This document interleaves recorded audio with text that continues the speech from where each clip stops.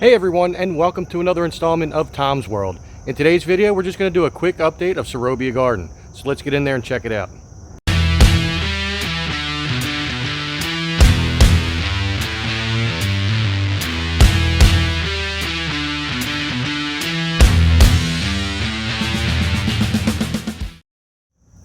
So other than the video that I showed on the live feed that I did, I believe it was last week, there hasn't been much of an update on the garden, so I thought I would stop by here after work and give you an update.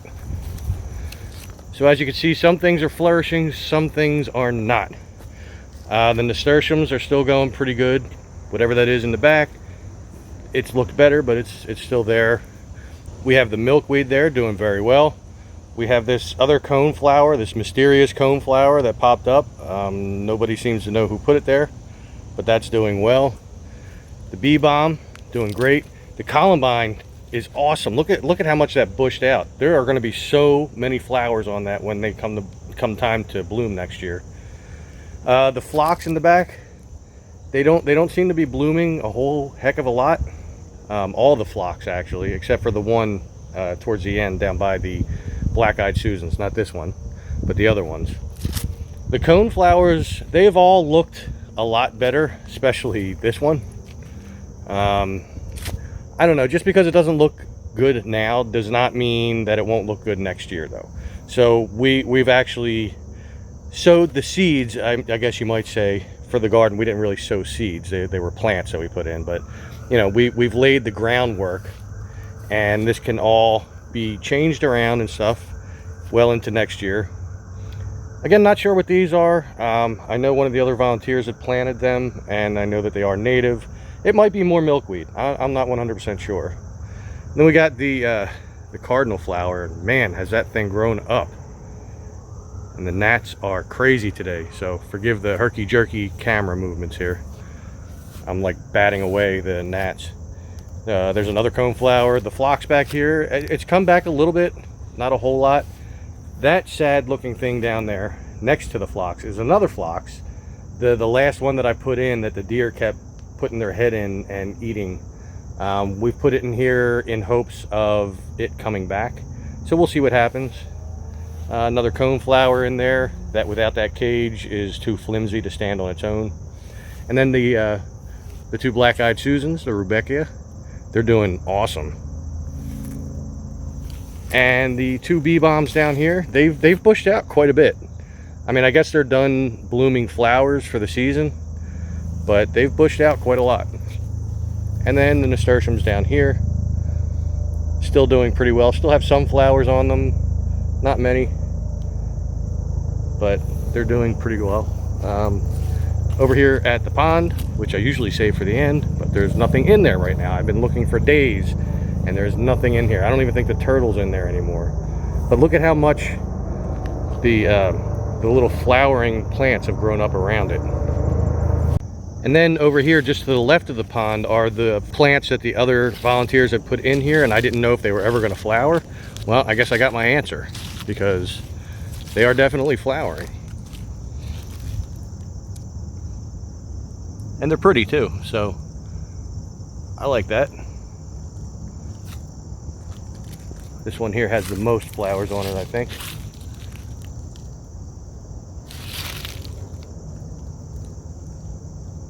I don't know what these are called though, so I can't really tell you. Over here, the ferns are doing well. The two columbine on either side of the hosta over there, they're doing pretty good too. I mean, they're starting to bush out a little bit. They went through all those leaf miners earlier in the season. I continued cutting off the leaves when I would see it, which I think I see a little bit there. I'm gonna have to take care of that. The other columbine, as I had mentioned in my live video that I played a video in, the other columbine, I don't think it made it, so I think the other volunteers got rid of it. The hostas are all still flourishing as they do. There's some dead leaves here and there, but the little seed pods are still on there. The wisteria bush, always doing well. Last week there was actually flowers on it again. So it was like a third bloom of flowers. The other phlox that I put in here did start to do better, and it's still doing pretty well. As you can see, it's got some flowers on it. There's even some sticking out the side there.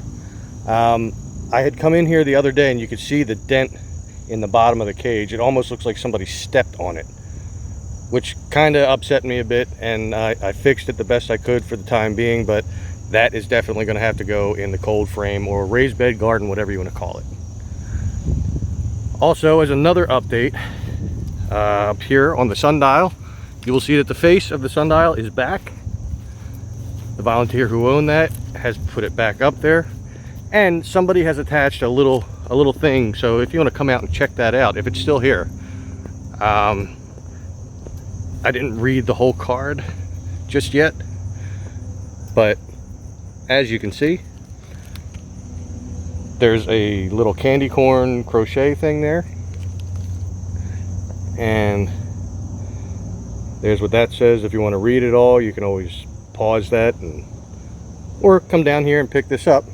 There was another one earlier today on the main gate over there underneath Humpty Dumpty, but somebody got that, and yeah, you can check it out if it's still here. I assume that if they do well here, whoever dropped them off might do it again, but we'll see. In any case, that is the quick update here in Sarobia Garden. All in all, we've had some casualties here this year as far as plants and stuff, and we've also had a lot of really beautiful blooms and some unexpected surprises here and there with things being planted that we did not plant. The only other thing that I can tell you is that the grass over in the chessboard is not doing well. I'm guessing the grass that's in there was not meant for full shade, which this definitely is full shade. Between that and the flooding that has gone on in the last week or two, it's not looking well. I came here the one day and some of these squares were like pools, but you could see, especially this one here, yeah, not doing too good. But still, we thank Downey Landscaping for donating the sod for these. Now I think what we need to do, based on what some of the other volunteers have said, is we just got to get some grass seed. We will have to put some more dirt in here to just avoid the pooling of water, but we'll have to get some grass seed that is, you know, shade grass, shade loving grass. So maybe that'll work better for next year.